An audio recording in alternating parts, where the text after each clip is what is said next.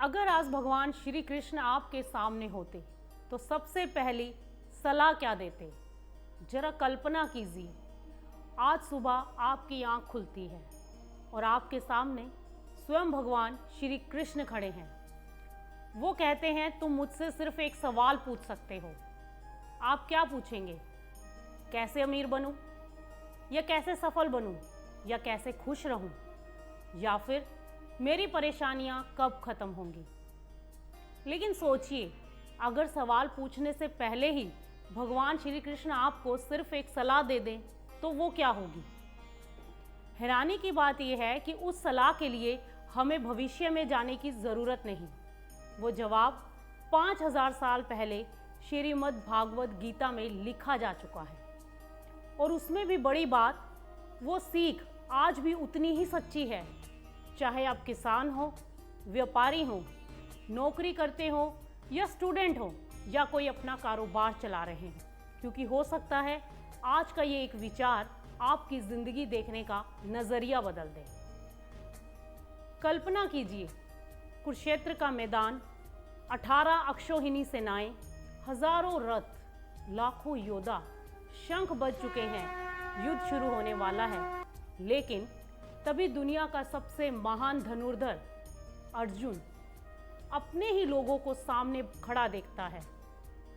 एक तरफ दादा भीष्म, दूसरी तरफ गुरु द्रोण, सामने भाई, मित्र, रिश्तेदार। उसके हाथ कांपने लगते हैं, धनुष नीचे गिर जाता है और वो भगवान श्री कृष्ण से कहता है, मैं ये युद्ध नहीं लड़ सकता। ध्यान दीजिए, अर्जुन की समस्या युद्ध नहीं थी, उसकी समस्या उसका मन था। क्योंकि जब मन डर जाता है तो सबसे शक्तिशाली इंसान भी कमज़ोर हो जाता है। क्या ऐसा हमारे साथ नहीं होता? जब बिजनेस में नुकसान होता है, जब फसल खराब होती है, जब नौकरी चली जाती है और जब रिश्ते टूटते हैं या फिर जब भविष्य दिखाई नहीं देता, तब हम भी अर्जुन की तरह खड़े रह जाते हैं। शरीर से नहीं, मन से हार जाते हैं। तब भगवान श्री कृष्ण ने क्या कहा? भगवान श्री कृष्ण मुस्कुराए और उन्होंने एक ऐसा वाक्य कहा जिसने सिर्फ अर्जुन की नहीं, करोड़ों लोगों की जिंदगी बदल दी। कर्मण्यवाधिकारस्ते मा फलेषु कदाचन माँ कर्म फल हेतुर्भूर्मा ते संगो अस्तव कर्मणि। इसका अर्थ है, तुम्हारा अधिकार सिर्फ कर्म करने पर है, फल पर नहीं। पहली बार सुनने में लगता है ये तो बहुत साधारण बात है, लेकिन अगर इस एक वाक्य को जीवन में उतार लिया जाए तो आधे दुख उसी दिन खत्म हो जाएंगे। भगवान श्री कृष्ण ये नहीं कह रहे कि परिणाम की परवाह मत करो, वो ये भी नहीं कह रहे कि लक्ष्य मत बनाओ। वो सिर्फ इतना कह रहे हैं कि परिणाम पर इतना मत अटक जाओ कि कर्म करना ही भूल जाओ। आज देखिए, एक किसान बीज बोता है, क्या उसे पता होता है कि बारिश कब होगी? नहीं ना। लेकिन वो खेत तैयार करता है। एक व्यापारी दुकान खोलता है, क्या उसे पता होता है कि आज कितना व्यापार होगा? नहीं। लेकिन वो दुकान समय पर खोलता है। एक डॉक्टर हर मरीज का इलाज करता है, क्या हर मरीज बच जाएगा? ज़रूरी नहीं।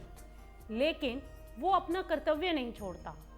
यही गीता है, कर्तव्य बिना भय के, मेहनत बिना घमंड के और धैर्य बिना शिकायत के। एक गांव में 2 किसान रहते थे।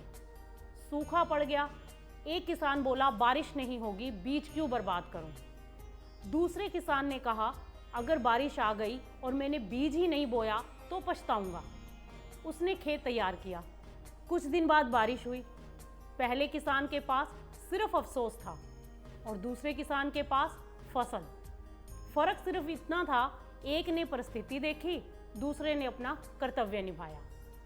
तो दोस्तों, हमारी ज़िंदगी की सबसे बड़ी थकान मेहनत से नहीं, भविष्य की चिंता से आती है। हम उस कल की चिंता करते रहते हैं जो अभी आया ही नहीं, और इसी चिंता में आज का दिन खो देते हैं।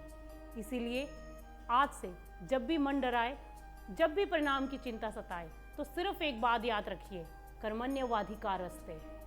क्योंकि किसान अगर मौसम के डर से बीज बोना छोड़ दे, व्यापारी नुकसान के डर से व्यापार छोड़ दे और इंसान असफलता के डर से कर्म छोड़ दे, तो सफलता का जन्म ही नहीं होगा।